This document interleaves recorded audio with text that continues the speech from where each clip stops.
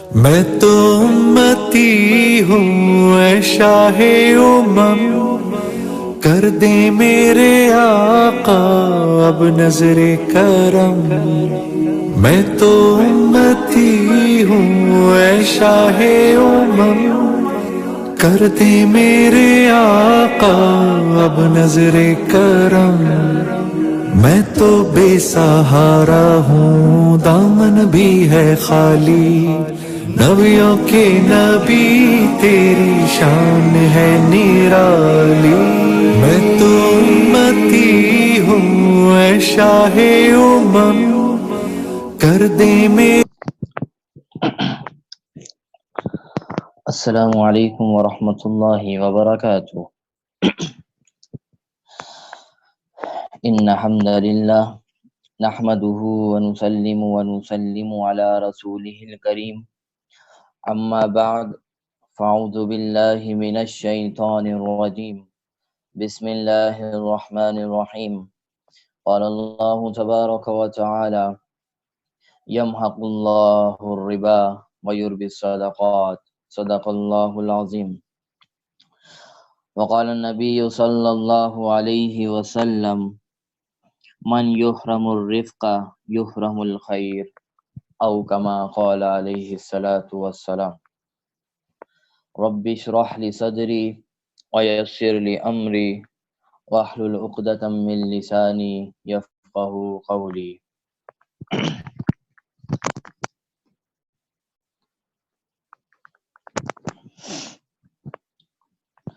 اللہ تبارک و تعالی کا انتہائی احسان کریمی ہے کہ اللہ تبارک و تعالی نے ہمیں رمضان کا ہر آگے ایک نہ ایک دن دکھا رہا ہے، اور رمضان کے مبارک گھڑیوں میں آگے سے آگے پہنچا رہا ہے۔ اس نعمت کے اوپر اللہ تبارک و تعالی کا جتنا شکر ادا کر لیں وہ کم ہے کہ اللہ تبارک و تعالی نے ہمیں رمضان جیسی نعمت نصیب فرمائی اور رمضان کے اندر عبادات کی توفیق نصیب فرمائی۔ تو اس پر اللہ تعالیٰ کا خصوصی شکر ادا کرنے کی ضرورت ہے، اور اس کا شکر ادا کرنا صرف زبان سے ادا کرنا نہیں ہے کہ یا اللہ تیرا شکر ہے کہ تو نے رمضان دیا، یا اللہ تیرا شکر ہے کہ تو نے عبادات کی توفیق دے دی۔ اس کا شکر ادا ایسے نہیں ہوتا۔ کسی بھی نعمت کا شکر ادا کرنے کا سب سے بہترین طریقہ یہ ہے کہ اس نعمت کو صحیح طریقے سے استعمال شروع کر دیا جائے۔ اس نعمت کا صحیح سے استعمال شروع کر دینا، یہ اس نعمت کا شکر ادا کرنا ہوتا ہے۔ رمضان اللہ تعالیٰ نے دیا، اب رمضان کو اچھے طریقے سے بہترین طریقے سے گزارنے کی کوشش کریں، یہ رمضان کے مل جانے کا شکر ادا ہے۔ اللہ تبارک و تعالیٰ نے دوسری جو جتنی بھی نعمتیں دی ہیں اس کو اچھے طریقے سے استعمال کرنا، یہ اس چیز کی شکر ہوتا ہے۔ ہم صرف شکر اس کو کہہ دیتے ہیں کہ یا اللہ تیرا شکر ہے تو نے رمضان دیا، یا اللہ شکر ہے تو نے مجھے بچے دیے، یہ صرف اس کو شکر کہہ لیتے ہیں۔ بچوں کی اچھی تربیت کر دینا یہ اولاد کا شکر ادا کرنا ہے۔ اسی طرح دوسری جتنی بھی چیز اللہ تبارک و تعالیٰ نے جتنی آپ کو نعمتیں دی ہیں، آپ کو رزق کی وسعت دی ہے، یہ اللہ کی نعمت ہے۔ اس رزق کا اچھے طریقے سے استعمال کرنا، غربا کو بھی دینا، سب کو کھلانا، اور خود بھی اچھے طریقے سے استعمال کرنا، اسراف نہ کرنا، ضائع نہ کرنا، یہ اس رزق کا شکر ادا کرنا ہے۔ تو رمضان اللہ تبارک و تعالیٰ نے ہمیں دیا، اس کا شکر ادا کیجئے۔ اور وہ شکر ادا کیسے ہوگا؟ اس رمضان کی ہر گھڑی کو اچھے سے اچھا بنانے کی کوشش کیجئے، یہی رمضان المبارک کا شکر ادا کرنا ہے۔ کل ہم نے احادیث مبارکہ پڑھی تھی، جو ہم نے سے 2 حدیثیں پڑھی تھیں۔ ایک حدیث جو ہماری تھی وہ اس سے متعلق تھی کہ مسلمانوں کے آپس کے تعلقات کیسے ہونے چاہیے، اس کے بارے میں ایک حدیث پڑھی تھی۔ دوسری حدیث ہم نے پڑھی تھی حسد کے بارے میں، کہ حسد کے بارے میں رسول اللہ صلی اللہ علیہ وسلم نے کیا فرمایا تھا۔ آج کی حدیث بھی اسی سے متعلق کچھ ایک حدیث بغض اور کینے سے متعلق ہے، کچھ غصے اور دوسری چیزوں سے متعلق ہے۔ یہ ساری چیزیں جو ہیں، حسد کرنا، بغض و کینہ، نفرت کرنا ایک دوسرے سے، یا چغلی اور غیبت کرنا، یہ ساری روحانی بیماریاں کہلاتی ہیں، دل کی بیماریاں کہلاتی ہیں۔ ہمیں کوئی جسمانی بیماری ہو، کوئی بھی باڈی میں کوئی مسئلہ ہو، ہم فوراً چلے جاتے ہیں ڈاکٹر کے پاس اور اس کا علاج کرواتے ہیں۔ لیکن خدا نہ خواستہ جب یہ بیماری دل کی ہو جائے، یہ روحانی بیماری بن جائے، لیکن ہمیں اس کے علاج کی ہمیں فکر نہیں ہوتی کہ ہم اس دل کا، جو میرے دل کے اندر بغض اور کینے کی بیماری ہے، میرے دل کے اندر جو حسد کی بیماری ہے، میرے دل کے اندر جو چغلی اور غیبت کرنے کی بیماری ہے، اس کا علاج ہم نہیں کرتے ہیں نہ کرواتے ہیں۔ اور جسمانی بیماری ہو جائے تو فوراً رات ہو یا دن یہ نہیں دیکھتے، فوراً ڈاکٹر کے پاس جاتے ہیں۔ اور یہ دل کی بیماری جسمانی بیماری سے کہیں بڑی بیماری ہے، کہیں بڑی بیماری ہے، کیونکہ یہ جسمانی بیماری آپ کی باڈی کو صرف خراب کر سکتا ہے، آپ کی زندگی کو صرف خراب کر سکتا ہے، لیکن یہ جو روحانی بیماری، دلوں کی بیماری ہے، یہ آپ کی آخرت کو خراب کر سکتا ہے، یا آپ کی قیامت اور آخرت کو خراب کر سکتا ہے۔ تو اس کا علاج بہت ضروری ہے۔ اب سوال پیدا یہ ہوتا ہے کہ جسمانی بیماری کا علاج تو ڈاکٹر کرے گا، دوسری بیماریوں کا علاج تو ڈاکٹر کرے گا، ان روحانی بیماریوں کا علاج کون کرے گا؟ ان روحانی اور ان دلی بیماریوں کا علاج علماء کرام کریں گے، اللہ والے کریں گے، جن کا تعلق اللہ سے ہوگا، جن کا تعلق رسول اللہ سے گہرا ہوگا، وہ ان بیماریوں کا علاج کریں گے۔ تو ہمیں چاہیے کہ ہم اپنا زیادہ سے زیادہ وقت ان لوگوں کے ساتھ گزاریں، اللہ والوں کے ساتھ گزاریں، کوشش کریں ان کے بیانات سنتے رہیں، کوشش کریں ان کی صحبت اٹھاتے رہیں، ان کے مجالس میں شرکت کرتے رہیں، جو مرد حضرات ہیں، جو خواتین ہیں، گھر میں بھی اب تو ماشاءاللہ ٹیکنالوجی اتنی بڑھ گئی ہے کہ ہر بیان آپ کو لائیو یا کچھ مل جاتا ہے، تو عورتوں کے لیے تو بہت زیادہ آسانی ہو گئی ہے۔ مرد حضرات مساجد جائیں، ان لوگوں کی مجالس میں بیٹھیں گے تو یہ علاج ہوگا۔ ایک مثال کے طور پر، آپ 1 گھنٹہ کسی بھنگی کے پاس بیٹھیں، صرف بیٹھنا ہے، اس کے نہ ہاتھ ملانا ہے، نہ گلے ملنا ہے، کچھ بھی نہیں، صرف بیٹھیں اس کے ساتھ، اور 1 گھنٹہ بیٹھنے کے بعد آپ گھر آئیں، گھر والے آپ سے کہیں گے کہ آپ کے کپڑوں سے اتنی اسمیل کیوں آ رہی ہے، آپ کہاں گئے تھے آج، اتنی بیڈ اسمیل کیوں آ رہی ہے؟ تو وہ کہے گا میں تو کہیں نہیں گیا، تو میں تو صرف بھنگی کے ساتھ بیٹھا تھا، نہ میں نے ملاقات کی اس سے، نہ بات کی، صرف بیٹھ کے بیٹھا ہوا تھا۔ تو اس کی گندگی کا جو احساس آپ نے اس سے نہ بات کی ہے، نہ ہاتھ ملایا ہے، نہ گلے ملے، کچھ بھی نہیں، پھر بھی اس کی بدبو کا احساس آپ کے اندر آ جائے گا، کچھ نہ کرنے کے باوجود بھی آپ کے اندر آ جائے گا۔ یہی مثال اگر آپ 1 گھنٹہ کسی عطر والے کی دکان پہ جائیں، کسی خوشبو والے کی دکان پہ جائیں، نہ آپ عطر لگائیں، نہ آپ عطر والے سے بات کریں، ہاتھ ملائیں، نہ گلے ملیں، آپ گھر آئیں گے، آپ کے کپڑوں میں سے خود بخود خوشبو آنا شروع ہو جائے گی۔ گھر والے کہیں گے کہ کون سی خوشبو لگائی ہے؟ وہ کہے گا کہ خوشبو تو کوئی نہیں لگائی، بس عطر کے شاپ پہ گیا تھا، وہاں گیا تھا تو اس کی جو ماحول تھا عطر والا، اس کی وجہ سے میری خوشبو ہو گئی۔ یہی مثال ہماری اچھی صحبت اور بری صحبت کی ہے، یہی مثال ہمارے اچھے دوست اور برے دوستوں کی ہیں۔ ہم اچھے لوگوں کے ساتھ بیٹھیں گے تو ان کے ساتھ ان کی عادات اپنانے کی کوشش بھی نہیں کریں گے، پھر بھی وہ عادات آپ کے اندر آ جائے گی، جیسے خوشبو آ گئی کچھ نہ لگانے کے باوجود بھی، وہ عادات آپ کے اندر کچھ آئے گی، لازمی آئے گی۔ اور اگر خدا نہ خواستہ اگر آپ بری صحبت اختیار کریں گے، برے دوستوں کے ساتھ بیٹھیں گے، آپ ان کی باتیں لیں پھر نہ لیں۔ بہت سے لوگ کہتے ہیں کہ میں ان کے ساتھ بیٹھتا تو ہوں، کوئی ایسی غلط کام میں تھوڑی مبتلا ہوں ان کے ساتھ۔ ایسا ہو نہیں سکتا کہ آپ ان کے ساتھ رہیں اور ان کی غلط عادات آپ کے اندر نہ آئے، ایسا نہیں ہو سکتا۔ تو ہمیں چاہیے کہ اپنی گیدرنگ اچھی بنائیں، اپنی صحبت اچھی بنائیں، اچھے لوگوں کے ساتھ رہیں، برے لوگوں کے، یہ نہیں کہہ رہا کہ برے لوگوں کو ہٹائیں اپنے پاس سے، برے لوگوں کے ساتھ بھی رہیں، اس غرض سے رہیں کہ میں ان کی اصلاح کر سکوں، ان کو اچھے راستے پہ لا سکوں، اس غرض سے برے لوگوں کے ساتھ رہیں، نہ کہ ان کے ساتھ جا کر آپ خود برے بن جائیں۔ آپ کا تو کام تھا ان کو اچھا بنانا، لیکن افسوس کہ آپ تو اچھے تھے، ان کے پاس جا کے آپ بھی برے ہو گئے۔ تو صحبت اور گیدرنگ ہمیں اچھی رکھنی چاہیے، گیدرنگ کا بڑا، ماحول کا بڑا اثر پڑتا ہے انسان کے اوپر. ماحول اچھا ہوگا بچے بھی اچھے ہوں گے. بچوں کو اچھا ماحول دیا جائے بچے فرما بردار تربیت یافتہ رہیں گے. بچوں کو برا ماحول دیا جائے وہ ویسے ہی رہیں گے. اور افسوس آج کے ہمارے بچوں کی اصلاح و تربیت والدین نہیں کر رہے بلکہ موبائل اور ٹیبلیٹ کر رہا ہے. اس لیے ہم کہتے ہیں کہ ہمارے بچے نافرمان ہیں. ہمارے بچے بہت زیادہ غصہ اور یہ ساری چیزیں کرتے ہیں. وجہ اس کی بنیادی یہی ہے کہ ہم نے اپنے بچوں کی تربیت کے لیے موبائل لا کے رکھا. ہم نے اپنے بچوں کی اصلاح اور ان کی اچھی تربیت اور اچھی چیزیں سکھلانے کے لیے ان کو موبائل دیا. جب موبائل ہاتھ میں آیا، ٹیلی ویژن ہاتھ میں آیا، ٹیبلیٹ ہاتھ میں آیا، تو آپ سوچ لیں کہ اس بچے کی کیسی تربیت ہوگی. تو اس کے اوپر خصوصی توجہ کی ضرورت ہے کہ اپنے معاملات اور اپنے ماحول کو، ارد گرد کے ماحول کو اچھا بنایا جائے. بسم اللہ الرحمن الرحیم. عن ابی ہریرہ رضی اللہ تعالی عنہ قال قال رسول اللہ صلی اللہ علیہ وسلم يعرض اعمال الناس في كل جمعة مرتين يوم الاثنين ويوم الخميس فيغفر لكل عبد مؤمن إلا عبدا بينه وبين أخيه شحناء فيقال اتركوا هذين حتى يفيعا. رواہ المسلم. یہ ایک تھوڑی سی طویل حدیث ہے رسول اللہ صلی اللہ علیہ وسلم سے.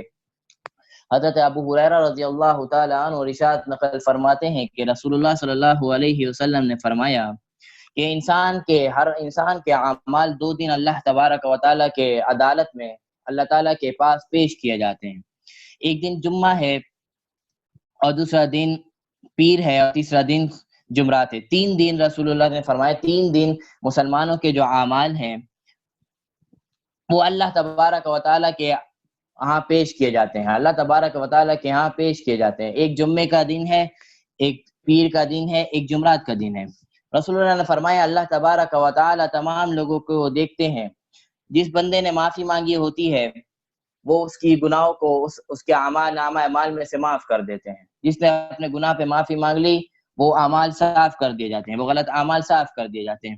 اور لیکن رسول اللہ نے فرمایا کہ جب 2 شخص آپس میں لڑے ہوئے ہوں، جو شخص 2 آپس میں بغض و عداوت رکھیں، جو شخص 2 شخص آپس میں لڑائی جھگڑا رکھیں، ان کے اعمال جب آسمان تک پہنچائے جاتے ہیں اللہ تبارک و تعالیٰ کہتے ہیں کہ اس رجسٹر کو بند کر دو اور لے جاؤ.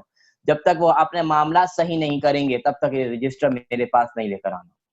جب تک وہ اپنے معاملات اپنے لڑائی جھگڑے ختم نہیں کریں گے اس کا رجسٹر میرے پاس نہیں لانا، میں ان کے رجسٹر کو دیکھوں گا بھی نہیں. تو کتنی خطرناک بات ہے کہ ہمارے اعمال جو ہیں نامہ اعمال اللہ تبارک و تعالیٰ کے سامنے پیش کیے جاتے ہیں، اور جو لوگ اپنے گناہوں کو معافی مانگ لیتے ہیں ان کے گناہوں کو معاف کر دیا جاتا ہے. لیکن 2 شخص ایسے جو آپس کے تعلقات خراب رکھتے ہوں یا آپس میں بغض و عداوت رکھتے ہوں، کینہ رکھتے ہوں، ایسے لوگوں کے اعمال رسول اللہ صلی اللہ علیہ وسلم فرماتے ہیں اللہ تبارک و تعالیٰ ان کے نامہ اعمال پر توجہ بھی نہیں دیتا اور کہہ دیتا ہے کہ اس رجسٹر کو، اس نامہ اعمال کو لے جاؤ جب تک وہ آپس کے تعلقات کو بحال نہ کر لیں، دوبارہ اس سے پہلے اس کا رجسٹر میرے پاس نہ لے کر آنا. تو کتنی خطرناک بات ہے، کتنی خطرناک بات ہے. بہت زیادہ خصوصی توجہ کی ضرورت ہے کہ اللہ ایسی بیماریوں سے اللہ تبارک و تعالی ہمیں بچائے. آج کی دوسری حدیث انوائلۃ بن الاسقر قال قال رسول اللہ صلی اللہ علیہ وسلم لا تطهر شماته باخيك فيعافيه الله ويبتليك. یہ بھی بڑی زبردست حدیث ہے.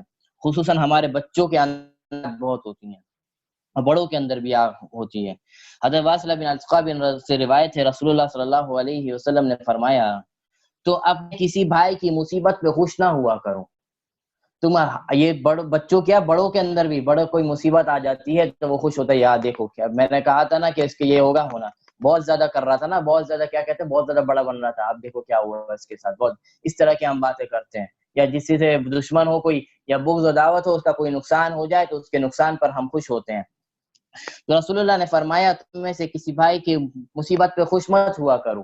کسی بھائی کسی رشتہ داری کے اوپر کوئی مصیبت آ جائے، کوئی پریشانی آ جائے، یا کوئی دوست و احباب یا دشمنوں کے اوپر بھی حتیٰ کہ کوئی مصیبت آ جائے تو اس کے اوپر خوش نہ ہوا کرو، اس کے اوپر خوش نہ ہوا کرو. ایسا نہ ہو کہ اللہ تبارک و تعالی اس کے اوپر سے تو وہ مصیبت ہٹا لیں اور تمہارے اوپر وہ مصیبت ڈال دیں.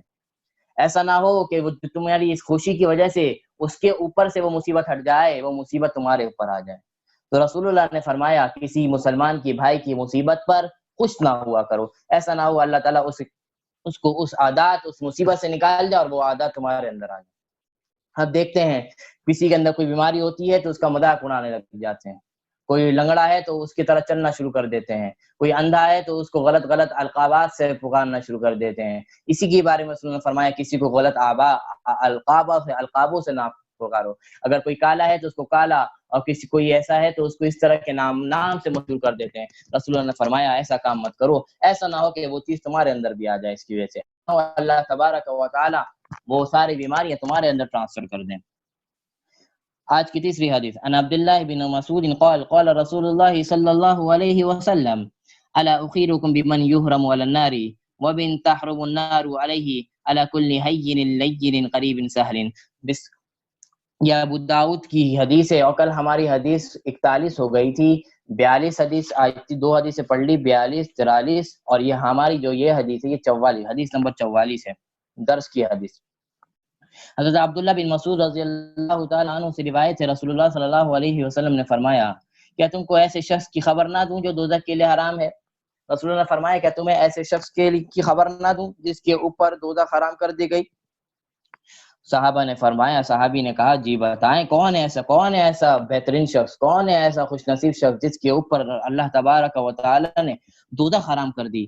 فرمایا ہر وہ شخص جس کا مزاج تیز نہ ہو، ہر وہ شخص جس کا مزاج تیز نہ ہو، اور ہر وہ شخص جو بات بات پہ غصہ نہ کرے، ہر وہ شخص جو بات بات پہ غصہ نہ کرے اور نرم رہے، اپنے مزاج کو ٹھنڈا رکھے ہر معاملے میں۔ رسول اللہ نے فرمایا ایسا شخص کے اوپر جہنم حرام ہو جاتی ہے، ایسے شخص کے اوپر جہنم حرام ہو جاتی ہے۔ تو کتنی بڑی زبردست بات فرما دی کہ جو شخص اپنے مزاج کا نرم ہو، ایک دوسرے کو جواب شائستگی سے دے، آرام سے دے، ہر معاملے میں مزاج اپنا نرم رکھے، رسول اللہ فرما رہے ہیں ایسے شخص کے اوپر جہنم حرام ہو جاتی ہے۔ آج کی چوتھی حدیث عن حارث بن وهب قال قال رسول اللہ صلی اللہ علیہ وسلم لا يدخل الجنة الجواد۔ یہ حدیث تو غالباً ہم نے کل پڑھ لی تھی کہ رسول اللہ نے یہ نہیں پڑھی تھی، لا يدخل الجنة الجواد ولا جاعذری۔ حضرت حارث بن وهب رضی اللہ تعالی عنہ سے روایت ہے، رسول اللہ صلی اللہ علیہ وسلم نے فرمایا سخت جس کا مزاج، یہ بالکل جو اس سے پہلے جو حدیث پڑھی ہے اس کی بالکل برخلاف حدیث آئی ہے، اس کے برعکس یہ حدیث ہے۔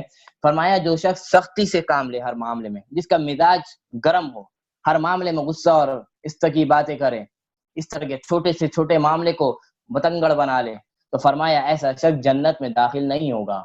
ایسا شخص جنت میں داخل نہیں ہوگا جو بات بات میں جھگڑا کرے، بات بات میں اپنے مزاج کو سختی سے پیش آئے، دوسروں کو سختی سے پیش آئے ہر معاملے میں۔ فرمایا ایسا شخص جنت میں داخل نہیں ہوگا۔ اور اوپر والی حدیث میں فرمایا تھا جس کے اندر نرم مزاجی ہو اور اچھے طریقے سے لوگوں سے بات کرے، غصہ نہ کرے، ایسے بارے میں اس نے فرمایا ایسے شخص کے اوپر جہنم حرام ہو جاتی ہے۔ آج کی جو ہماری 5ویں حدیث ہے عن ابی ہریرہ رضی اللہ تعالی عنہ ان رجل قال للنبي صلی اللہ علیہ وسلم اوصینی قال لا تغضب فردد ذلك مرارا قال لا تغضب۔ حضرت ابو ہریرہ رضی اللہ تعالی عنہ سے روایت ہے کہ ایک شخص رسول اللہ صلی اللہ علیہ وسلم کے پاس آیا اور کہنے لگا کہ اے اللہ کے نبی مجھے کوئی وصیت فرما دے، کوئی نصیحت فرما دے۔ آپ علیہ السلام نے ارشاد فرمایا غصہ مت کیا کرو۔ رسول اللہ صلی اللہ علیہ وسلم نصیحت فرما رہے ہیں، کوئی مشورہ نہیں دے رہے، وصیت دے رہے ہیں۔ وصیت و نصیحت جب بھی آئے تو اس کے اندر امپورٹنس بڑھ جاتی ہے، اس کی اہمیت بڑھ جاتی ہے۔ رسول اللہ صلی اللہ علیہ وسلم وصیت فرما رہے ہیں غصہ مت کیا کرو۔ ان صحابی نے دوبارہ کہا کہ اس کے علاوہ یہ نصیحت تو آپ نے فرما دی، اس کے علاوہ بھی کوئی نصیحت فرمائے۔ رسول اللہ صلی اللہ علیہ وسلم نے دوسری مرتبہ بھی یہی فرمایا کہ غصہ مت کیا کرو۔ یہ جو رسول اللہ صلی اللہ علیہ وسلم 2 مرتبہ غصہ نہ کرو کہ وصیت فرما رہے ہیں تو ضروری ظاہر سی بات ہے کوئی وجہ ہوگی تبھی تو فرما رہے ہیں، یہ کوئی ایسی خطرناک معاملہ ہوگا تبھی تو 2 بار اس کی وصیت فرمائی کہ غصہ مت کیا کرو۔ تو یہ صحابی کو وصیت نصیحت کرنا دراصل ہمیں نصیحت کرنا ہے کہ اللہ کے نبی رسول اللہ صلی اللہ علیہ وسلم ہمیں نصیحت اور وصیت فرما رہے ہیں کہ غصہ مت کیا کرو۔ اور حدیث میں آتا ہے کہ جب غصہ آئے تو وضو کر لیں، وضو کرنا، اگر کھڑے ہیں تو بیٹھ جائیں، کھڑے ہیں تو لیٹ جائیں، بیٹھے ہیں تو لیٹ جائیں۔ یہ غصہ کے کم کرنے کے رسول اللہ نے فرمایا کہ ایسے کام کرتے رہو، یا اس جگہ سے جہاں پہ ایسا ماحول ہو یا لڑائی جھگڑا ہو جہاں پہ جب غصہ آ رہا ہو تو اس جگہ کو چھوڑ کے کہیں اور چلے جائیں، یہ غصہ آپ کے کنٹرول ہو جائے گا، کیونکہ فطری تقاضا ہے، غصہ آ جاتا ہے انسان کو، فطری تقاضا ہے، تو ہم اس چیز سے بچنا لازمی ہے کہ وہاں سے آگے پیچھے ہو جائیں، اس ماحول سے نکل جائیں گا، آپ کا غصہ خود کم ہو جائے گا۔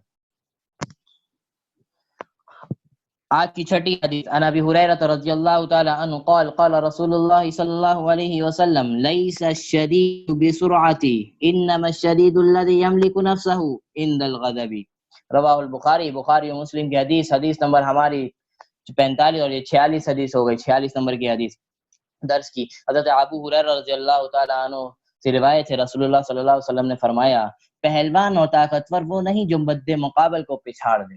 رسول اللہ فرمایا ہم کس کو پہلوان سمجھتے ہیں؟ ہم اس کو پہلوان اور طاقتور سمجھتے ہیں کہ اگر دو شخص کا مقابلہ ہو، جو شخص جیت جائے وہ پہلوان ہوتا ہے، جو شخص کے اندر طاقت ہو وہ پہلوان ہوتا ہے۔ رسول نے فرمایا کہ پہلوان وہ شخص نہیں ہے کہ دوسروں کو جو پچھاڑ دے، دوسروں کو مقابلے میں گرا دے، ہرا دے، اس کو پہلوان نہیں کہتے۔ رسول نے فرمایا اصل پہلوان تو وہ ہے کہ غصہ آئے اور اپنے غصے کے اوپر قابو کر لے، یہ بہترین پہلوان ہے۔ رسول اللہ نے فرمایا کہ پہلوان تو اصل وہ ہے کہ غصہ آئے اور غصے کے اوپر قابو کر لے، غصے کو اپنے دل سے اپنے جذبات سے اظہار نہ کرے، اپنے زبان سے اظہار نہ کرے۔ تو رسول اللہ نے فرمایا اصل پہلوان وہ ہے جو غصے کے وقت اپنے آپ کو قابو میں رکھے، یہ اصل پہلوان ہے۔ اصل پہلوان وہ نہیں جو دوسروں کو پچھاڑ دے، دوسروں کو گرا دے، اس کو نہیں کہتے۔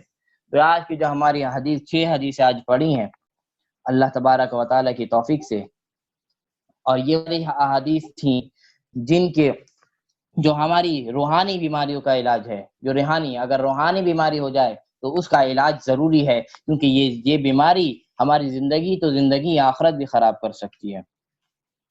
آج جو ہمارے پاس روزے سے متعلق تقریباً اکثر مسائل مکمل ہو چکے ہیں، کفارہ کے متعلق بھی بات ہو گئی، سب کے متعلق بات ہو گئی ہے۔ آج جو ہمارے پاس مسئلہ ہے وہ فدیہ کا مسئلہ ہے۔ فدیہ جو دیا جاتا ہے وہ نماز اور روزوں کے دونوں کے بدلے میں دیا جا سکتا ہے۔ فدیہ کب دے سکتے ہیں؟ کوئی شخص اتنا بوڑھا ہو چکا ہے، یا کوئی عورت اتنی بوڑھی ہو چکی ہے، اب امید نہیں ہے کہ وہ اب رمضان کے بعد صحت یاب ہو جائے، جو رمضان آ گئے اس کے پر بوڑھی ہے، روزے تو نہیں رکھ سکتی، شریعت نے اجازت دی ہے کیونکہ بہت زیادہ بوڑھی ہے، اس کی طاقت نہیں ہے، بیماریاں بھی بہت ساری لاحق ہو چکی ہیں، تو اس صورت میں تو روزے چھوڑنے کی شریعت نے اجازت دی۔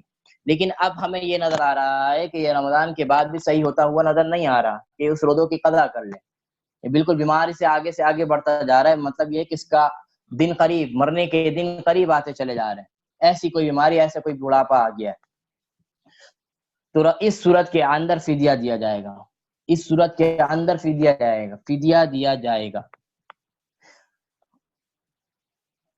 روزے کا فدیہ انسان کی زندگی میں دیا جا سکتا ہے کہ کوئی شخص بہت زیادہ بیمار ہے، روزہ نہیں رکھ سکتا، اس کے بدلے اور آئندہ بھی روزے رکھنے کی طاقت اس کے اندر نہیں پیدا ہو سکتی، تو وہ زندہ ہے، اس کی زندگی میں اس روزے کا فدیہ دیا جا سکتا ہے۔ لیکن نماز کا فدیہ زندگی میں نہیں دیا جا سکتا، کیونکہ نماز کسی صورت معاف نہیں ہے۔ روزے کو تو اللہ تبارک و تعالیٰ نے معاف فرما دیا، آپ سفر میں ہو معاف، آپ بیمار ہو معاف، آپ کے ساتھ دوسرے پرابلم ہے، مسائل ہیں معاف، نماز کسی صورت میں معاف نہیں ہے۔ رسول اللہ نے فرمایا اگر ننگے بھی ہو، کپڑے بھی نہیں ہو، پھر بھی نماز پڑھو گے۔ رسول اللہ نے فرمایا اگر اتنے بیمار ہو کہ اشاروں کی طاقت ہے، صرف اشاروں کی طاقت ہے، اس وقت بھی نماز پڑھو گے۔ تو نماز تو کسی صورت معاف نہیں ہے، اس لیے نماز کا فدیہ انسان کی زندگی میں نہیں دیا جا سکتا، نماز کا فدیہ اس کے انتقال کے بعد دیا جائے گا، ان کے ورثاء دیں گے، اور خصوصی اور لوگوں کو جو بوڑھے آخر سٹیج پہ پہنچ گئے ہیں اور ان کے دن میں بہت ساری نماز ہے، تو ان کو وصیت کر کے جانی چاہیے کہ میں نے یہ نمازیں چھوڑی ہیں، میرے بچوں اس کا فدیہ ادا کر دینا، جیسے ہم وصیت اپنے بچوں کے لیے کرتے ہیں، یہ تمہارے لیے ہے، یہ پیسہ تمہارے لیے ہے، یہ تمہارے لیے ہے، یہ تو ہم کس کی تو فکر کرتے ہیں، لیکن خدا نخواستہ، اور ویسے بھی ورثاء کی وصیت تو جائز بھی نہیں ہے، ورثاء کے لیے وصیت کرنا جائز نہیں، کیونکہ ورثاء کا حصہ خود اس کے مال میں شامل ہوتا ہے، تو بس ورثاء کے لیے وصیت کرنا جائز نہیں ہے۔ پھر بھی اگر کوئی ورثاء کی وصیت کر رہا ہے تو اس کے جو دوسرے ورثاء ہیں وہ اگر فیصلہ کر لیں، اس کے اوپر راضی ہو جائیں کہ ہاں ٹھیک ہے، تو پھر دیا جا سکتا ہے اس وارث کو، ورنہ نہیں دیا جائے گا۔ تو کوئی شخص یہ وصیت تو کرتا ہے کہ یہ چیز اس کے لیے، یہ سب اس کے لیے، لیکن اپنے عبادات کی فکر نہیں کرتا، اس کی وصیت نہیں کرتا کہ مجھ پر اتنی نمازیں ہیں، اس کی وصیت کرنا۔ تو ایسے شخص کے اوپر وصیت کرنا بھی فرض ہے کہ وہ وصیت کر کے جائے کہ مجھ پہ اتنی نمازیں ہیں، اس کا فدیہ ادا کر دینا۔ تو نمازوں کا فدیہ اس کی زندگی میں نہیں دیا جائے گا، اس کی موت کے بعد دیا جائے گا۔ اور جو روزوں کا فدیہ ہے وہ اس کی زندگی میں دیا جا سکتا ہے۔ روزے کا فدیہ کیا ہے؟ ہر ایک روزے کے بدلے صدقہ فطر کی مقدار رقم کسی غریب کو دے دینا۔ اور وہ صدقہ فطر کی مقدار اس وقت جو کم سے کم ہے وہ 100 روپے ہے، 100 روپے۔ تو ہر روزے کے بدلے ایسا شخص جو ہے، آج کے اعتبار سے بتا رہا ہوں، ایسا شخص جو ہے اس سال کے اعتبار سے، اگلے سال ریٹ آگے بڑھیں گے تو اس کے اعتبار سے دیا جائے گا، اس سال جو کم سے کم جو ریٹ ہے وہ 100 روپے ہے۔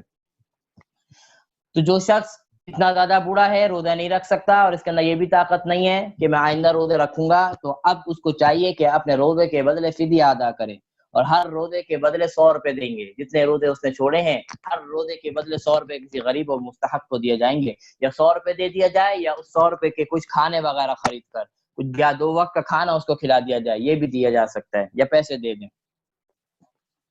یہ ہو گیا روزے کا فدیہ۔ نماز کا فدیہ بھی بالکل یہی ہے، لیکن بس فرق یہ ہے کہ نماز کا فدیہ زندگی میں نہیں دیا جائے گا، اس کی موت کے بعد دیا جائے گا، اور ہر نماز کے بدلے 100 روپے دیے جائیں گے، ہر نماز کے بدلے اس سال کے اعتبار سے 100 روپے دیے جائیں گے۔ اب کسی کا انتقال ہو جائے تو اس وقت کے ریٹ معلوم کر لے کہ صدقۃ الفطر کی کم سے کم مقدار کیا ہے، اسی کے مطابق طے کر کے اس کو صدقۃ الفطر کے مطابق اس کا فدیہ ادا کرتا رہے۔ نمازیں کتنی ہیں؟ 5 نمازیں، تو 5 نمازوں کے 500 روپے ہو گئے، ایک دن کے 500 روپے، اور وطر بھی شامل کی جائے گی کیونکہ وطر واجب ہے، وطر بھی چھوٹ جائے تو اس کی قضا کرنی پڑتی ہے، تو وطر کو ملا کے 600 روپے ہو گئے۔ تو ہر دن کے 600 روپے اس کی طرف سے ادا کرنے پڑیں گے، جتنی اس نے نمازیں چھوڑی ہیں اس کو کاؤنٹ کر کے اس کے مطابق دے دیں گے، مطلب ہر نماز کے بدلے ایک صدقۃ الفطر کی مقدار قیمت دی جائے گی، جو آج کے اعتبار سے 100 روپے بنتے ہیں۔ تو یہ تو تھی فدیہ سے متعلق۔ اگر کسی شخص نے روزے کے فدیے دے دیے، لیکن اللہ تعالیٰ کا احسان ہوا، اللہ تعالیٰ نے اس کے رحمت فرمائی، شفقت فرمائی، وہ ٹھیک ہو گیا، وہ بعد میں ٹھیک ہو گیا، ایک معجزہ ہوا کہ بہت بیماری تھی، بیماری بہت سے ایسے ہوتے ہیں کہ بالکل آخری سٹیج ہوتا ہے، لیکن اللہ تبارک و تعالیٰ اس کو صحت دیتے، وہاں سے ایسے ہوتا ہے جوان بن جاتا ہے، اس کی بیماریاں ختم ہو جاتی ہیں ساری۔ اگر ایسی چیز آج، ہم نے پہلے تو یہ سوچا تھا کہ اب یہ اتنا بیمار ہو گیا کہ اب یہ دوبارہ صحیح نہیں ہو سکتا، ہم نے اس کے طرف سے فدیہ ادا کر دیا، فدیہ دے دیا غربا کو، لیکن اب رمضان گزرا، کچھ عرصہ گزرا، وہ اللہ کے احسان سے، اللہ کی شفقت، اللہ کی توفیق سے وہ صحیح ہو گیا۔ اب کیا حکم ہے؟ اب دوبارہ اس کو روزے کی قضا کرنی پڑے گی۔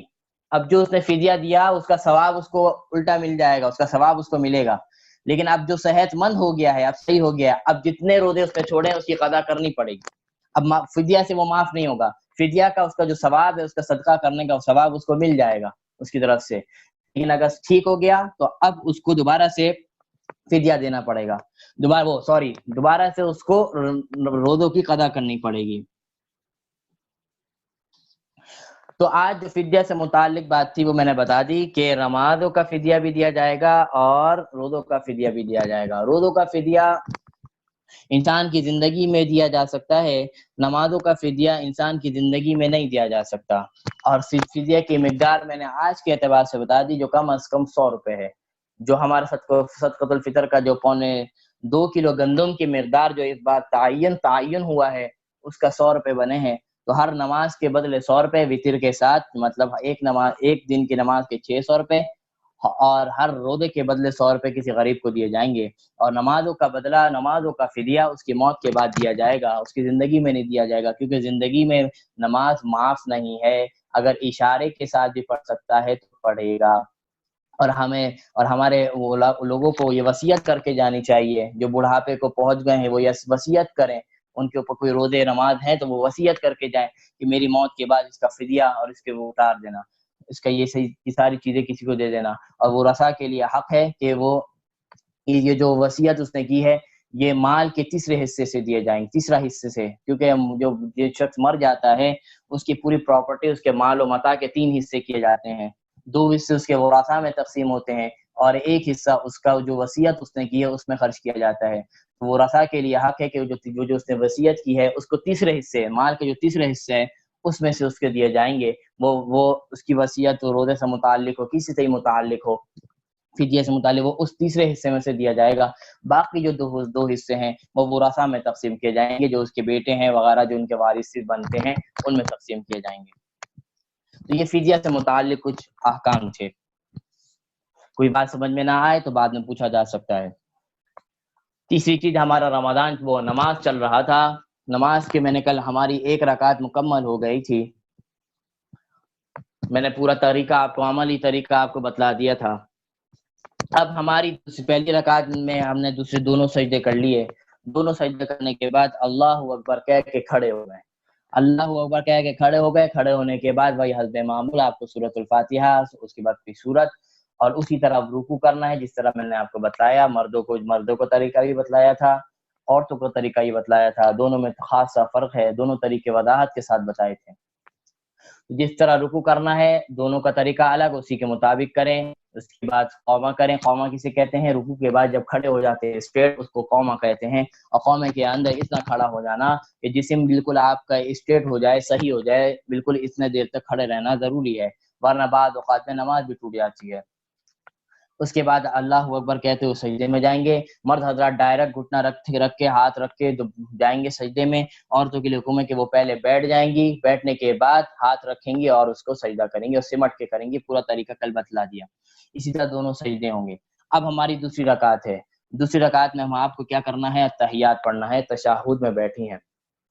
تشہد میں بیٹھنے کا طریقہ جو میں نے بتا دیا تھا کل, کہ مرد حضرات الٹا پاؤں بچھائیں گے اور سیدھا پاؤں کھڑا کر رکھیں گے, اوپر کی طرف کھڑا رکھیں گے, اور انگلیوں کا رخ اس طرح موڑیں گے کہ انگلیوں کا رخ قبلے کی طرف ہو جائے, اور پیچھے والا حصہ پیچھے کی طرف بیک کے اوپر کھڑا ہو جائے, جس کو تلوہ کہتے ہیں. یہ مردوں کا طریقہ.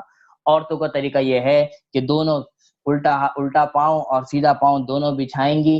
دونوں پاؤں کا رخ رائٹ سیدھے ہاتھ کی طرف نکال دیں گی, سیدھے ہاتھ کی طرف سیدھی طرف نکال دیں گی, اور بیٹھ کے اور اچھی طریقے سے سمٹ کے آپ بیٹھیں گی. تشہد پڑھیں گی, التحیات پڑھیں گی.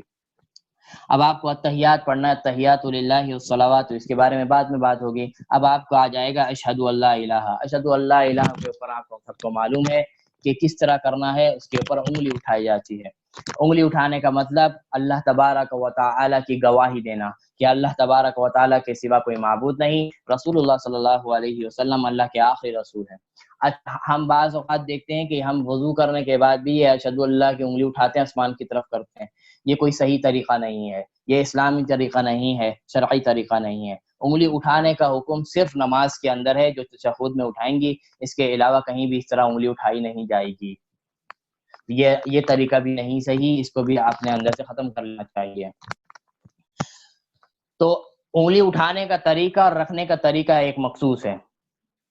میں اس کی آپ کو کلاس کے بعد ایک تصویر, کیونکہ ابھی یہاں سے تو ویڈیو کال تو ہے نہیں کہ میں آپ کو سمجھا دوں, تو اس کا طریقہ جو ہے میں آپ کو اس کی تصویر کھینچ کے یا کسی طرح میں آپ کو وہ بھیج دوں گا گروپ کے اوپر, وہاں سے آپ دیکھ لیجئے گا. بس اتنا بتا دوں کہ آپ کی جو سیدھے ہاتھ کی انگلی ہے, اشہد اللہ پہ انگلی اٹھے گی, الا اللہ پہ انگلی گرائی جائے گی. اشہد اللہ الہ الا اللہ, الا اللہ کے اوپر انگلی گرا دی جائے گی, اشہد اللہ کے اوپر اٹھا لی جائے گی. یہ طریقہ ہے. اور پوری گرانے کے بعد پوری انگلیوں کو بند نہیں کرنا, پوری انگلی کو کھولنا نہیں ہے. آج ہم کہتے ہیں اشہد اللہ اٹھاتے ہیں, پوری انگلی کھول دیتے ہیں, ویسے نارمل ہاتھ پہ رکھ دیں, ایسا نہیں ہے, بلکہ اس انگلیوں کا حلقہ بنایا جائے گا. جو انگوٹھا ہے, جو پہلی والی انگلی, انگوٹھے کے بعد جو پہلی انگلی ہے, اور پہلی انگلی اور اس کے بعد کی انگلی جس کو ہم بیچ کی انگلی کہتی ہیں, جو سب سے بڑی انگلی ہوتی ہے, یہ 3 انگلیوں کا کام ہے بس. باقی آخری کو جو 2 انگلی ہوں گی وہ بند کر دی جائیں گی. انگوٹھے سے اور دوسری والی انگلی سے جو بیچ کی انگلی ہوتی ہے, ان کو گول سرکل بنا لیا جائے گا, ملا کے سرکل بنا دیا جائے گا, ملا کے گول کر دیا جائے گا. اور جو پہلی انگلی ہے اس کے مقابل لا کے اس کو کھڑا کر دیا جائے گا. دوسری انگلی جو ہے اس کے مقابل, اس کے بالکل لیول میں لا کے کھڑا کر دیا جائے گا. بالکل بند نہیں کیا جائے گا, بلکہ اس کو ہوا میں رکھا جائے گا. یہ طریقہ ہے بالکل نماز کے اندر انگلی اٹھانے کا. اس کا میں طریقہ, اس کی تصویر میں آپ کو بھیج دوں گا تاکہ آپ کو اچھی طریقے سے سمجھ میں آ جائے گا. اور یہ بالکل ایسے ہی اسی حالت میں سلام تک رہے گا. جب تک آپ سلام نہ پھیر لیں اسی حالت, اس وقت تک یہ ایسی رہے گی. بعض لوگ بند کر دیتے ہیں، کھول دیتے ہیں، ایسا یہ صحیح طریقہ نہیں ہے، سنت کے خلاف ہے۔ یہ تو نماز کا ارکان تھا۔ اب اس کے بعد ہمیں درود شریف پڑھنی ہے، درود شریف کے بعد کی دعا پڑھنی ہے، درود شریف کے بعد کی دعا پڑھنے کے بعد اب ہمیں کیا کرنا ہے؟ سلام پھیرنا ہے۔ سلام پھیرنے میں سب سے پہلے سیدھے ہاتھ کی طرف سلام پھیریں گے، دوسری طرف پھر الٹے ہاتھ کی طرف سلام پھیریں گے۔ سلام پھیرنے کے اندر اتنا خیال ہو کہ بس اتنا گردن گھمائی جائے جس سے آپ کے صرف کندھے نظر آ جائیں، کندھوں کے اوپر آپ کی بس نظر پہنچ جائے، بس اتنا آپ کو گردن گھمانے کی اجازت ہے۔ باقاعدہ پورا گھما کے پیچھے اور اس طرف دیکھنے کی اجازت نہیں ہے۔ ٹھیک، اتنا گھمایا جائے گا کہ آپ کے کندھے نظر آ جائیں، آپ کے شولڈر نظر آ جائیں، آپ کا سلام ہو گیا۔ تو پہلے سیدھے ہاتھ کی طرف پھیریں گے سلام، پھر ایسے لا کے 1 سیکنڈ کے لیے بیچ میں روکیں گے، 1 سیکنڈ کے لیے بیچ میں روکیں گے، پھر وہاں سے دوسرا السلام علیکم ورحمۃ اللہ، دوسرا سلام شروع کریں گے۔ تو السلام علیکم ورحمۃ اللہ پہلے سیدھے ہاتھ کی طرف پھیرا، اب دوبارہ اس کو ریٹرن لے کر آئیں گے اور بیچ میں سینٹر میں لا کے 1 سیکنڈ کے لیے رکیں گے، اس کے بعد السلام علیکم ورحمۃ اللہ، یہاں سے دوسرا سلام پھیرتے ہوئے ہم آپ کو دوسرے شولڈر کی طرف کر دیں گے۔ تو یہ ہے نماز کا عملی طریقہ جو 2 رکعت، اور تیسری رکعت اور چوتھی رکعت بھی بالکل اسی کے مطابق پڑھی جائے گی۔ اگر 4 رکعت والی نماز ہے کے مطابق بالکل عملی طریقہ میں نے آپ کو بتا دیا۔ اب سجدے کی حالت میں نے آپ کو بتا دیا تھا کہ نظر کہاں ہوگی؟ ناک کے اوپر ہوگی۔ تشہد اور جلسے کی حالت میں آپ کی نظر کہاں ہوگی؟ اس وقت آپ کی نظر آپ کی جھولیوں میں ہوگی، آپ کی گود میں اور آپ کی جھولیوں میں ہوگی، اور سلام کرتے وقت آپ کی نظر آپ کے کندھوں پر ہوگی۔ تو یہ ہر باڈی کا الگ الگ طریقہ، آنکھوں کا الگ کام ہے۔ قیام کی حالت میں آپ کی آنکھیں سجدے کی جگہ پر، رکوع میں آپ کی آنکھیں پاؤں کی انگلیوں پر، سجدے میں آپ کی آنکھیں ناک کے اوپر، اور جلسے اور تشہد میں آپ کی آنکھیں کہاں ہوں گی؟ آپ کی جھولی اور گود میں۔ یہ ہے نماز کا مکمل عملی طریقہ۔ کوئی بھی بات سمجھ میں نہ آئے وہ پوچھ سکتی ہیں، کوئی ایسے مسئلے کی بات نہیں ہے۔ آج کا جو ہمارا جو چوتھا ٹاپک تھا وہ زکوٰۃ تھا۔ یہ زکوٰۃ کا ٹاپک بہت اہم ٹاپک ہے، اور یہ تھوڑے سے مسائل اس کے پیچیدہ بھی ہوتے ہیں، اس کو اگر غور سے نہ سنا جائے تو پھر بات سمجھ میں نہیں آتی، کنسنٹریٹ اور توجہ کے ساتھ سنا جائے تو پھر اس کی بات سمجھ میں آئے گی۔ وقت ہمارے پاس صرف مشکل سے 15 منٹ ہے، کوشش کروں گا کہ 15 منٹ میں پوری کر دوں، نہیں ہو سکے گا تو میں جلدی نہیں کروں گا، کیونکہ یہ بہت اہم مسائل ہیں، اگر یہ سمجھ میں نہ آئے تو مسئلے ہو جائیں گے، ہم اس کو کل کے اوپر لے جائیں گے آگے کو، تو کوشش کرتا ہوں آپ کو سمجھانے کی۔ زکوٰۃ کے پہلے فضائل بیان کر دوں۔ قرآن مجید میں جہاں جہاں اللہ تبارک و تعالی نے نماز کا ذکر کیا ہے، اس کے ساتھ ساتھ فوراً اللہ تبارک و تعالی نے زکوٰۃ کا ذکر کیا، اقام الصلاۃ و ایتاء الزکاۃ، اقام الصلاۃ و ایتاء الزکاۃ، کہ نماز کو قائم کرو، زکوٰۃ کو ادا کرو، نماز کو قائم کرو، زکوٰۃ کو ادا کرو۔ نماز اور زکوٰۃ کو اللہ تبارک و تعالی قرآن مجید میں ہمیشہ ساتھ لے کر آئیں۔ اس کی وجہ سے نماز زکوٰۃ کی اہمیت بڑھ جاتی ہے کہ نماز کتنی اہم چیز ہے، اسی طرح اس اہمیت کے والی چیز کے ساتھ اللہ تبارک و تعالی زکوٰۃ لے کر آئے ہیں، تو اس سے معلوم ہوتا ہے کہ زکوٰۃ کی کتنی بڑی فضیلت اور اہمیت ہے۔ اور یہ زکوٰۃ ہمارے ارکان اسلام میں بھی شامل ہے، نماز، روزہ، حج، زکوٰۃ کے اندر زکوٰۃ بھی ہمارے ارکان اسلام کے اندر شامل ہے، جس کو پہلے دن ہم نے اس کے اوپر حدیث پڑھی تھی۔ اللہ تبارک و تعالی فرماتے ہیں یمحق اللہ ویربی الصدقات، اللہ تبارک و تعالی سود کو کیا کر دیتے ہیں؟ کم کرتے ہیں، اور صدقات اور زکوٰۃ کو بڑھا دیتے ہیں۔ بظاہر ہمیں سود نظر آتا ہے کہ ہمارے پاس پیسے زیادہ آ گئے ہیں، بظاہر ایسا نظر آتا ہے زکوٰۃ ادا کر دیے تو پیسے کم ہو گئے ہیں، لیکن ہماری ظاہری آنکھوں کا دھوکہ ہے۔ اللہ تبارک و تعالی فرماتے ہیں ایسا نہیں ہے، اصل بات یہ ہے کہ جو سود کے پیسے آ رہے ہیں تمہیں نظر تو یہ آ رہے ہیں کہ یہ زیادہ ہیں، لیکن اللہ تبارک و تعالیٰ کسی ایسی پریشانی تم پر آ جائے گی، ایسے کچھ معاملات آ جائیں گے، یہ پیسے تمہارے ضائع ہو جائیں گے، تمہارے کام بھی نہیں آئیں گے۔ ایسے آپ جو سود کھاتے ہیں، جو دبا کے سود کھاتے ہیں، جو سود ہی کام کرتے ہیں، آج ان سے پوچھیں ان کے پیسے کہاں جاتے ہیں، ان کو پتہ بھی نہیں چلتا۔ اور ایک غریب ہے جو زکوٰۃ اور صدقات دیتا ہے، الحمدللہ آج ان لوگوں سے بھی زیادہ خوش ہے، ان لوگوں سے بھی زیادہ خوش ہے۔ یہ نظر آتی ہے، یہ چیز نظر آنے والی چیز ہے، دنیا میں نظر آتی ہے۔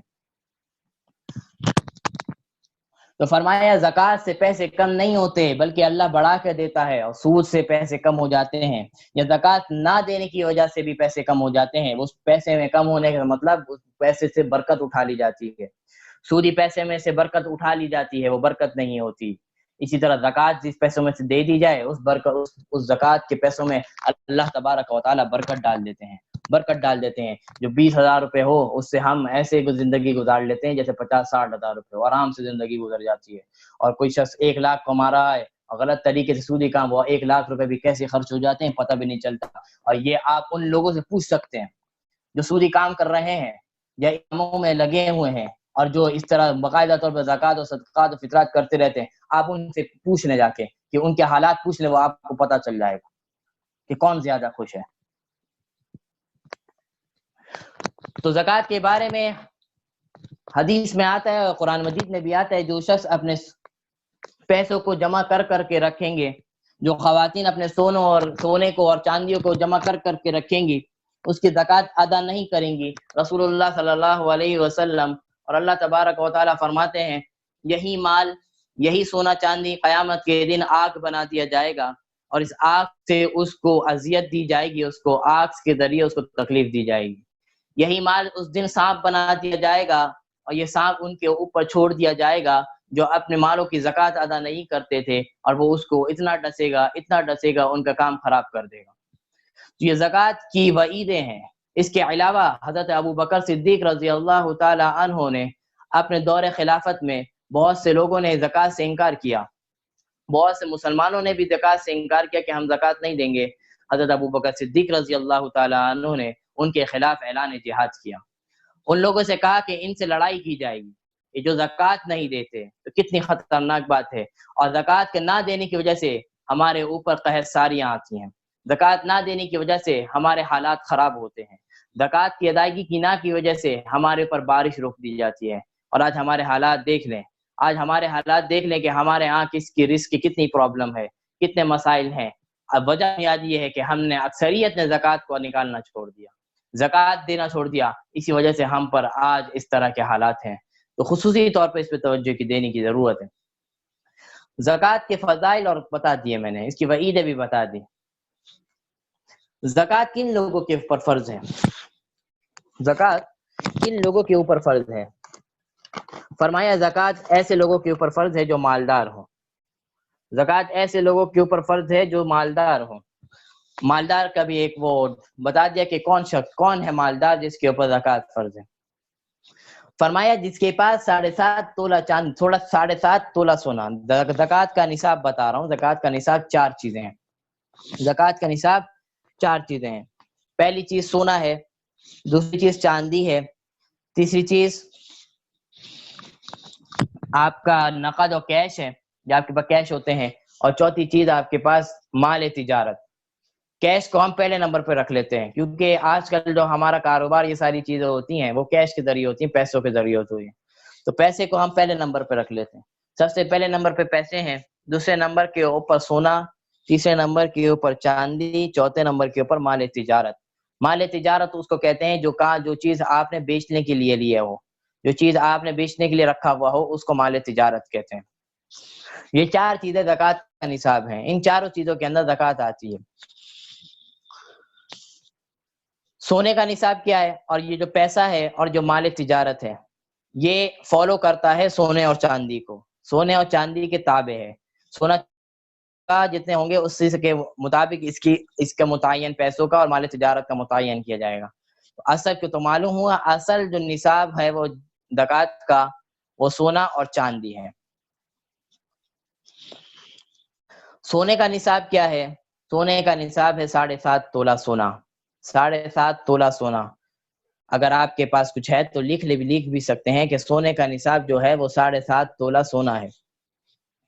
چاندی کا نصاب ہے 52.5 تولہ چاندی. 52.5 52 52 تولہ چاندی، یہ چاندی کا نصاب ہے. یہ 2 نصاب میں نے آپ کو بتا دیے. اب ایک مسئلہ اس کے اندر بتاؤں جو عام طور پر پیش نہیں آتا لیکن مسئلہ ہے زکوٰۃ کے حوالے سے، تو آپ کو بتا لینا ضروری سمجھتا ہوں کہ کسی شخص کے پاس صرف 7.5 تولہ سونا ہے. کسی شخص کے پاس، کسی عورت کے پاس صرف اور صرف 7.5 تولہ سونا ہے. اس کے علاوہ اس کے پاس کچھ بھی نہیں، 1 روپے بھی نہیں ہے، خالی ہے بالکل. صرف 7.5 تولہ سونا ہے اس کے پاس، کچھ بھی نہیں ہے، 1 روپے بھی نہیں ہے. تو اگر 7.5 تولہ سونا اگر اس کے پاس آ جائے گا تب اس کو زکوٰۃ دینی پڑے گی. اور اگر 7.5 تولہ سونا سے اس کے پاس کم ہے، 1 تولہ بھی 6 تولہ بھی سونا ہے، تو اس کو زکوٰۃ نہیں دینی پڑے گی. یہ اس وقت ہے جب اس کے پاس سونے کے علاوہ کچھ بھی نہ ہو، اس کے اوپر ہے یہ نصاب. اسی طرح چاندی کا مسئلہ، کسی عورت کے پاس صرف 52.5 تولہ چاندی ہے، اس کے علاوہ اس کے پاس کچھ بھی نہیں ہے، تو اب اس کے اوپر زکوٰۃ آئے گی 52.5 تولہ چاندی ہونے کے ہوگی تب. اگر 52.5 تولہ چاندی سے کم ہے، صرف 52 تولہ چاندی بھی ہے، تب بھی اس کے پاس زکوٰۃ نہیں آئے گی. یہ اس صورت میں جب اس کے پاس 1 روپے بھی نہیں ہو، اور یہ عام طور پر ایسا ہوتا نہیں ہے. عام طور پہ ایسا ہوتا نہیں ہے، لوگوں کے پاس پیسے تو لازمی ہوتے ہیں، سونا چاندی ہو نہ ہو پیسے لازمی ہوتے ہیں. تو یہ ایک خاص مسئلہ تھا جو میں نے وضاحت کرنی تھی، وہ میں نے بتا دی. اب ہماری خواتین یہ سمجھتی ہیں، جو ہمارے مرد حضرات بھی یہ سمجھتے ہیں کہ 7.5 تولہ سونا ہوگا تبھی میں زکوٰۃ دوں گی، یا 52.5 تولہ چاندی ہوگا تبھی میں زکوٰۃ دوں گی. ایسا نہیں ہے، ایسا نہیں ہے. آپ کے پاس اگر 1 تولہ سونا بھی ہے تو آپ کے اوپر زکوٰۃ فرض ہو جائے گی. آپ کے اوپر اگر 1 تولہ سونا بھی ہے تو آپ کے اوپر زکوٰۃ فرض ہو جائے گی. وجہ کیا ہے؟ وجہ یہ ہے کہ ہم سونا اگر ہمارے پاس کم ہو تو اب ہم چاندی کے نصاب کو اپنا معیار بنائیں گے، چاندی کے نصاب کے مطابق اپنے فیصلے کریں گے. اب چاندی کا جو نصاب ہے وہ کیا ہے؟ 52.5 تولہ چاندی. پچھلے سال 52.5 تولہ کی چاندی تقریباً 65 سے 70 ہزار روپے کی تھی، 65 ہزار روپے کی تھی. اس سال کا مجھے نہیں پتا، اس سال آپ کسی جیولرز اور یا جو سونے چاندی کی دکانیں ہیں ان سے معلوم کیا جائے گا کہ اس سال 52.5 تولہ چاندی کی قیمت کتنی ہے. پچھلے سال ہماری جو 52.5 تولہ چاندی کی قیمت تھی وہ 60 ہزار اور 65 ہزار تھی. اگر ہم اس سال اگر بہت زیادہ مہنگائی ہو گئی تو اگر ہم 70 ہزار روپے بھی اگر تصور کر لیتے ہیں، 70 ہزار سے کم ہی ہوگی، لیکن پھر بھی اگر ہم 70 ہزار روپے اگر تصور کر لیں تو معلوم ہوا جس شخص کے پاس 70 ہزار روپے ہیں اس کے اوپر زکوٰۃ فرض ہے. جس کے پاس 70 ہزار روپے ہیں اس کے اوپر زکوٰۃ فرض ہے. اب اس کے اوپر زکوٰۃ دینی لازمی ہو گئی.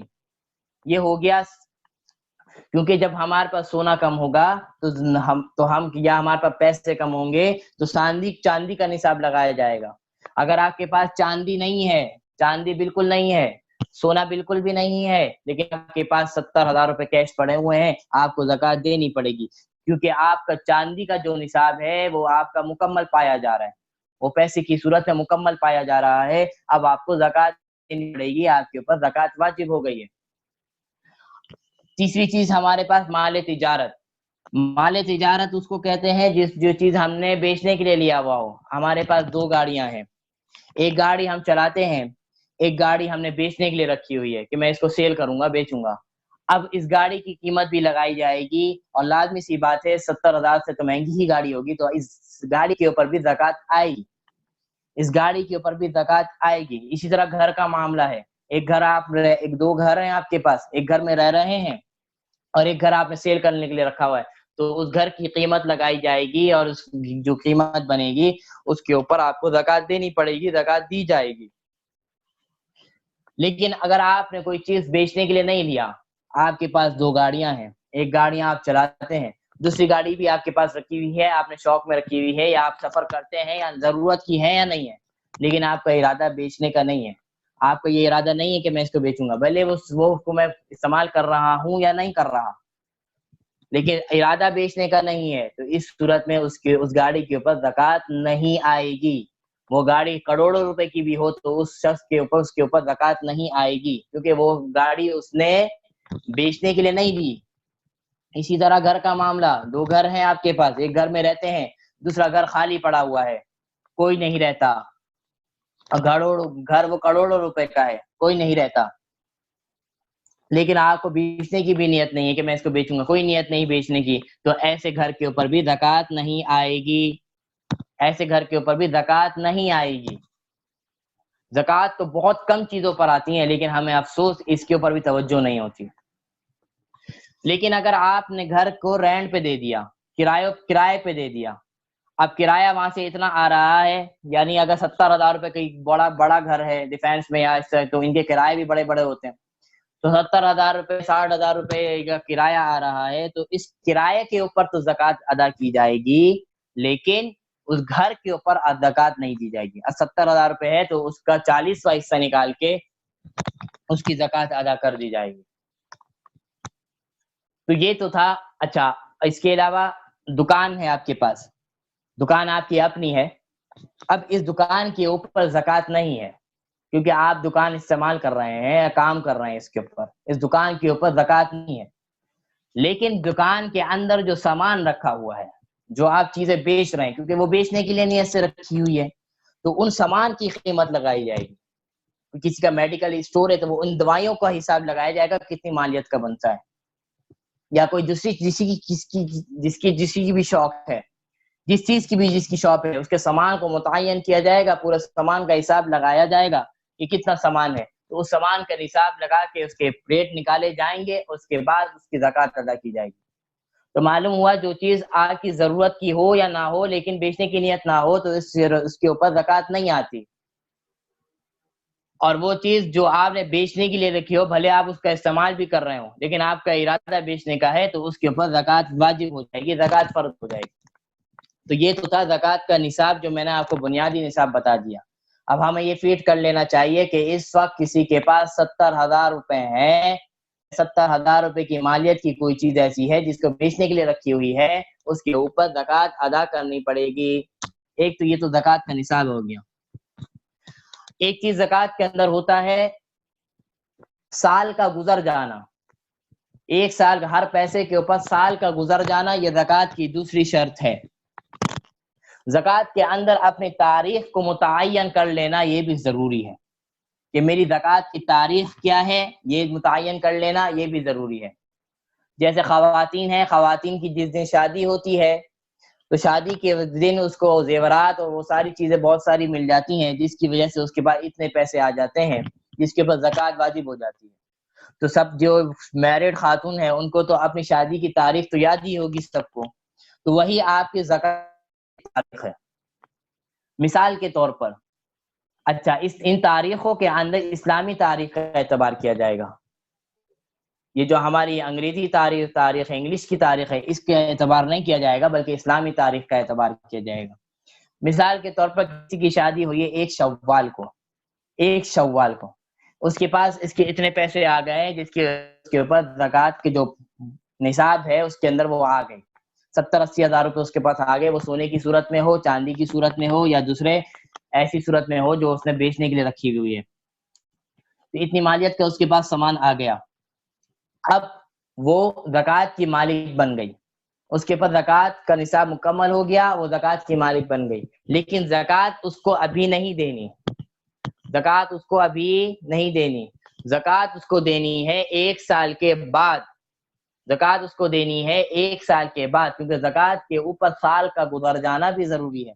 اللہ تبارک و تعالی نے زکوٰۃ کو آسان سے آسان تر بنایا تاکہ میرے بندوں کے اوپر کوئی مشکلات نہ ہو، اور اس آسانی کو بھی ہمارے بندے اس کو ختم کر دیتے ہیں، اور جس کا فائدہ جس کا نقصان ہم خود اٹھاتے ہیں۔ تو ابھی آپ کے پاس اتنے پیسے آ گئے، اب آپ کے اوپر زکوٰۃ فرض ہے ہو گئی، لیکن زکوٰۃ ابھی نکالنی نہیں ہے، زکوٰۃ آپ کو دینی ہے 1 سال بعد۔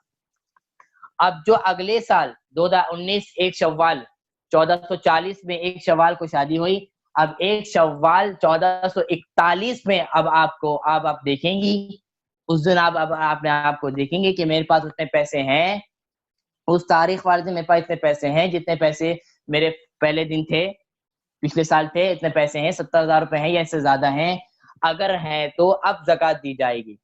اگر پیسے نہیں ہیں، اگر 70 آپ نے بیچ میں خرچ کر دیے، کچھ ایسے معاملات ہو گئے، خرچ ہو گئے، اب اس تاریخ کو آپ کے پیسے ختم ہو گئے، 70 سے کم 50,000 40,000 رہ گئے، تو اب آپ کے اوپر زکوٰۃ نہیں ہے، اب آپ کے اوپر زکوٰۃ نہیں ہے۔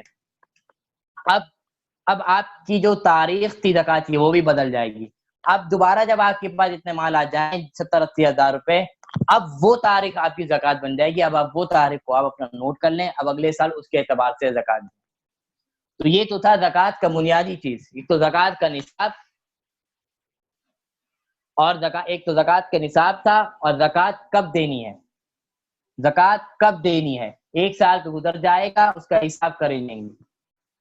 آپ کے 1 شوال کے بعد جتنے پیسے آ گئے، بیچ میں آپ کے پیسے کم ہوتے رہے، کبھی گئے کبھی آئے، کبھی کم ہوئے کبھی آئے، لیکن اگلے سال 1 شوال آئی تو آپ کے پاس اتنے پیسے مکمل تھے جس کے بعد زکوٰۃ فرض ہو جاتی ہے، یا زکوٰۃ کے پیسے اس سے زیادہ ہو گئے تو بیچ کا جو اعتبار ہے، بیچ میں جو آئے گئے، اس کا اعتبار نہیں کیا جائے گا.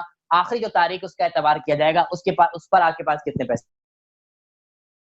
ہیں. اگر 70-75 ہزار روپے سے زیادہ پیسے ہیں تو اب اس کے اعتبار سے جتنے پیسے ہیں اس کے اعتبار سے کاؤنٹ کر کے اس کی زکوٰۃ دی جائے گی. اگر اس تاریخ کو اس پیسے سے کم ہے جس کے بعد زکوٰۃ فرض ہوتی ہے، یعنی 70 ہزار روپے مثال کے طور پر ہم نے فٹ کیا، یہ متعین نہیں ہے، یہ معلوم کیے جائیں گے ریٹ کہ اس سال کیا ریٹ چل رہا ہے. یہ تو ہم نے مثال کے طور پر، ایگزامپل کے طور پہ فٹ کیا کہ 70 ہزار روپے. اگر 70 ہزار روپے سے کم ہے اگلے سال تو اب اس کے اوپر زکوٰۃ نہیں ہوگی. تو یہ تھوڑے سے پیچیدہ مسائل ہیں، غور سے سمجھنے کی ضرورت ہے. اور جب زکوٰۃ آپ کو ادا کرنی ہو تو کسی عالم دین، کسی مفتیان کرام سے معلوم کر لیں. اگر آپ کو معلوم زکوٰۃ کا مسئلہ معلوم بھی ہو پھر بھی معلوم کر لیں، کیونکہ یہ بہت اہم چیز ہے. ہلکا سے بھی آگے پیچھے ہوا تو آپ کی زکوٰۃ نہیں ادا ہوگی. پیسوں کا معاملہ ہے، زکوٰۃ ادا نہیں ہوگی، تو خصوصی طور پہ اس کے اوپر توجہ دینے کی ضرورت ہے. اب زکوٰۃ دینی کتنی ہے؟ زکوٰۃ دینی کتنی ہے؟ زکوٰۃ کے بارے میں بھی اللہ تبارک و تعالیٰ نے سب سے آخری حصہ بتایا کہ 40واں حصہ دینا ہے، بس 40واں حصہ. ایک مال کے 4 حصے کر لو. آپ کے پاس مثال کے طور پر اس کا سب سے آسان طریقہ میں بتاؤں کہ آپ نے اپنے مال، جتنے بھی آپ کی پراپرٹی، وہ ساری چیزیں ہیں جو زکوٰۃ کے اندر آتی ہیں، اس کا آپ نے حساب لگا لیا کہ کتنے مال بن گئے. ایک اماؤنٹ آپ کی بن گئی کہ یہ میرا اتنے مالیت کا میرے پاس ابھی سامان موجود ہے، یا اتنے پراپرٹی موجود ہے جو میں نے بیچنے کے لیے رکھی ہے، یا دوسری اتنا سونا، یا اتنے پیسے ہیں. سب کو ملائیں گے، سب کو ملائیں، سب کو پیسے کو ملائیں گے. جو گھر ملا ہے، گھر جو آپ نے بیچنے کے لیے رکھا ہوا ہے اس کے پیسے ایڈ کریں گے. سونا چاندی ہے اس کے پیسے، اس کے ریٹ لگائیں گے دکان میں، یہ کتنے کا سونا ہے اس کا ریٹ لگا کے ساری پیسوں کو جمع کر لیں گے. ہر چیز کا الگ الگ سے زکوٰۃ نہیں جائے گی کہ سونے کے لیے الگ سے زکوٰۃ دے رہے ہیں یا گھر کے لیے الگ سے زکوٰۃ نکالیں. ساری چیزوں کو ایڈ کریں گے، ملائیں گے. اب جو اماؤنٹ بنے گا، اس اماؤنٹ کو آپ 40 سے ڈیوائڈ کر دیں.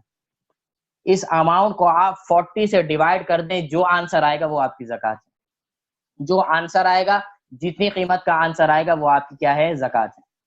اب آپ مثال کے طور پر کر سکتے ہیں، آپ 1 لاکھ روپے آپ اس کے اندر لکھیں کیلکولیٹر میں. اب اس کو آپ 40 سے ڈیوائڈ کر دیں، کتنے بنیں گے؟ جتنے بنیں گے وہ آپ کی زکوٰۃ ہے. جتنے بنیں گے وہ آپ کی زکوٰۃ ہے. 2,500 غالباً بنیں گے، تو جتنے بنیں گے وہ آپ کے اوپر کیا ہے؟ زکوٰۃ آ جائے گی. تو یہ سب سے بہترین طریقہ ہے زکوٰۃ ادا کرنے کا کہ 40واں حصہ زکوٰۃ کا، 40واں مال کا 40واں حصہ یہ زکوٰۃ ہے. زکوٰۃ دینی پڑی، زکوٰۃ دی جائے گی. آج جو ہم نے زکوٰۃ سے متعلق 3 چیزیں پڑھی: زکوٰۃ کا نصاب، زکوٰۃ کے اندر سال کا گزر جانا، یہ بھی ضروری ہے. زکوٰۃ کا نصاب مکمل بتا دیا کہ کون سا نصاب کس کے اوپر فٹ آئے گا. 7.5 تولہ کی شرط اور 52 تولہ کی شرط کب ہے وہ بھی بتا دی کہ کسی کے پاس کچھ بھی نہ ہو تب یہ شرط دیکھی جائے گی، اور کسی کے پاس پیسے آ جائیں تو پھر یہ شرط پائی نہیں جائے گی. چاندی کے نصاب کو اپنا معیار بنایا جائے گا، اس کے حساب سے پیسے متعین کر کے اس کو زکوٰۃ دی جائے گی. دوسرے نمبر پر زکوٰۃ کے اوپر سال کا گزر جانا، یہ بھی شرط ہے، یہ بھی میں نے آپ کو بتا دیا. تیسری چیز میں نے آپ کو کیا بتا دی کہ زکوٰۃ کس کو دی، زکوٰۃ کتنی دی جائے گی. ایک مال میں سے زکوٰۃ کتنا نکالا جائے گا، میں نے بتا دیا 40واں حصہ. جتنے بھی آپ کا مال ہے اس کا سب سے آسان طریقہ بتایا کہ جتنے بھی آپ کے مال و متاع ہے اس کی آپ قیمت لگائیں اور اس کو آپ 40 سے ڈیوائڈ کر دیں. جو آنسر آئے گا وہ آپ کی زکوٰۃ ہے. یہ تینوں چیز میں نے آپ کو زکوٰۃ کے متعلق بتائی. کل میں بتاؤں گا کہ زکوٰۃ کن لوگوں کو دینی ہے اور کیسے دینی ہے، اس کے بارے میں کل بات ہوگی. تو دعا ہے کہ آپ تمام خواتین کو یہ بات سمجھ میں آئی ہوں گی اور آ بھی جائیں. نہیں بھی آئی ہوں تو آپ پوچھ لیں. آپ کسی قریبی، کسی عالم دین، کسی سے ہی پوچھا جا سکتا ہے. کوئی ایسے مسئلے کی بات نہیں ہے. زکوٰۃ کے معاملے میں پوچھ کر اپنی زکوٰۃ نکالنا ضروری ہے، کیونکہ اگر آپ کو معلوم بھی ہوا پھر بھی اس میں غلطیاں ہو سکتی ہیں، کیونکہ یہ تھوڑے سے سینسیٹیو اور تھوڑے سے پیچیدہ مسائل ہیں. تو اس سے معلوم کر کے اس کی زکوٰۃ دی جائے گی.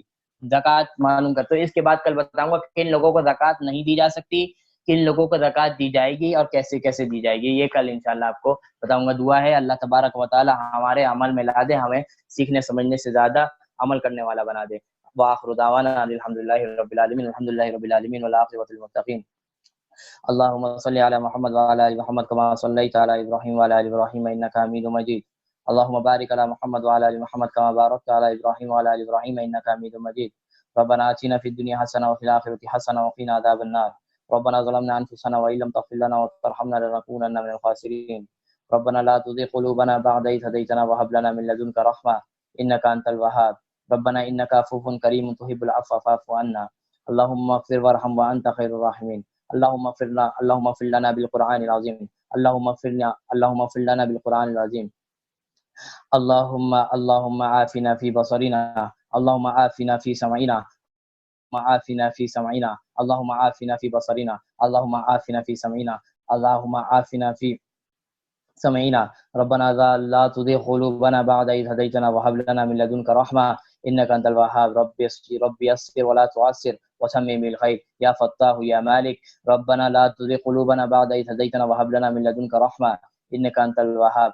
اللهم صل على محمد وعلى آل محمد كما صليت على إبراهيم وعلى آل إبراهيم إنك حميد مجيد. اللهم بارك على محمد وعلى آل محمد كما باركت على إبراهيم وعلى آل إبراهيم إنك حميد مجيد. سبحان ربك رب العزة عما يصفون وسلام على المرسلين والحمد لله رب العالمين. آمين برحمتك يا أرحم الراحمين. السلام علیکم ورحمۃ اللہ.